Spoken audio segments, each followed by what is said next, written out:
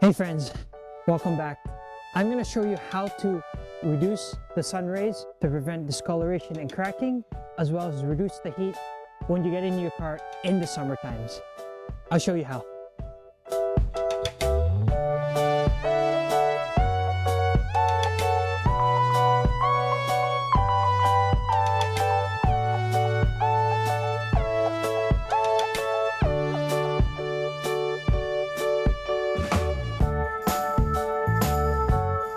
Alright, so the real simple way, friends, to protect your dashboard and the interior of your car is to buy this product.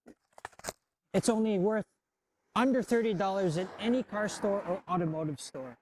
It's very metallic, so it will reflect the sun rays and reduce the heat inside your cabin. Let's go for installation. Alright guys, some of these sun blockers have suction cups, but this one just relies on your sun visor in your car. So let's install it now. Put it on, make sure it fits, and to have it hanging, you put your sun visor down here and your other sun visor down here. That's all it is. Hi friends, thank you for watching. Please like and subscribe.